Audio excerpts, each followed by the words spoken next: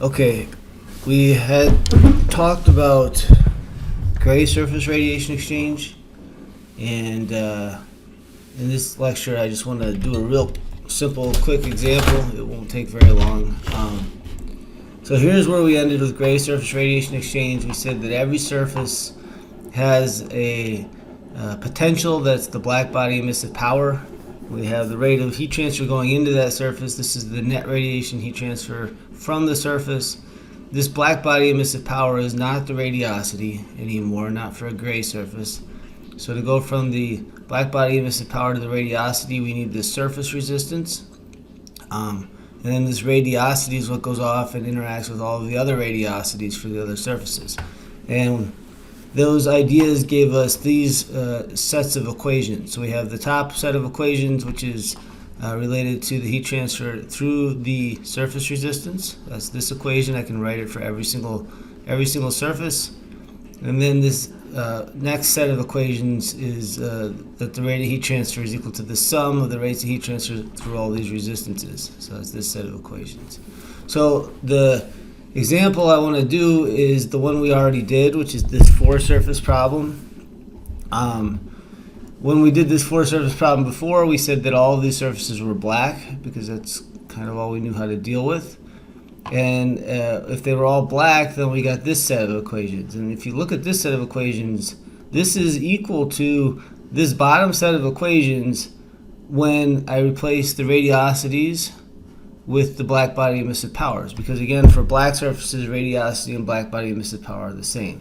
So all I got to do, if I want to simulate the same situation, but now with emissivity specified, so now with these surfaces no longer being black, is introduce an additional set of equations here. And instead of having black body emissive power, have radiosity in the place where radiosity belongs. So it's a really simple modification to the solution that we already did. I have to do just a couple things. The first thing I have to do, obviously, is specify the emissivities in a vector, right?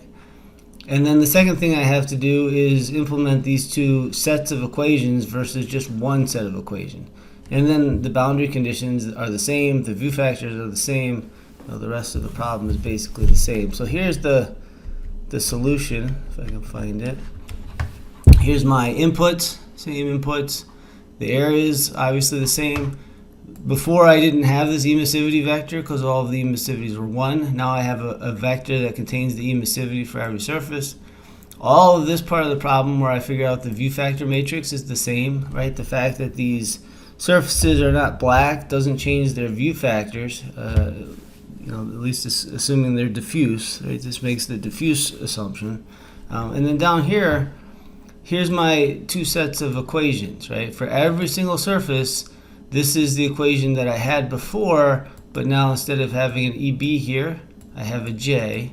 And then this second set of equations is new. This is the equation associated with heat transfer through those surface resistances. And then this last equation set just relates EB to T. Right? You know, the EB, the black body emissive power, is sigma T to the fourth. And then this last set of equations is the boundary conditions, which are the same as the boundary conditions were before. Right? So basically the changes from the last code to this one, assuming you understood the black body code, is I implement the emissivities here.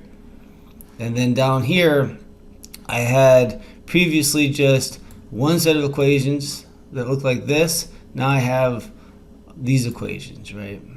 But other than that, if you put things in correctly and you hit solve, you'll get a solution. The solution will include, if I look over here, all the radiosities for each surface. So if you look at it, this is the amount of radiation that's actually leaving each surface. Some of this stuff is reflected and some of it's emitted, right? And then these are the temperatures, right? So 3 of the surfaces, 1, 3, and 4, I set the temperature, and then it's telling me that for this set of conditions that adiabatic sidewall would come to 283.1 Kelvin. And then last over here I have the heat transfer rates, right? So one of the heat transfer rates I set, this is the adiabatic sidewall. The other three, it's telling me the rate of heat transfer required to keep them at the temperatures that I set them at. So that inner pipe, the net radiation heat transfer from that inner pipe is minus 1.413 watts. That means there's 1.413 watts to the inner pipe by radiation. The edge, the sidewall that's at 100 Kelvin, receives 0.1338 watts, and then there's 1.546 watts coming from the outer surface that's warm. That all makes sense. So that's about as simple as it gets to actually do these problems, right? Again, if you look at this, your hardest part is going to be getting these view factors right and making sure that you understand actually what your surfaces are, how they're defined, and then how they interact with each other in terms of these view factors. Once you get those right, this bottom stuff is just turn the crank, right? You have your set of equations, you just have to program them, and it should work okay.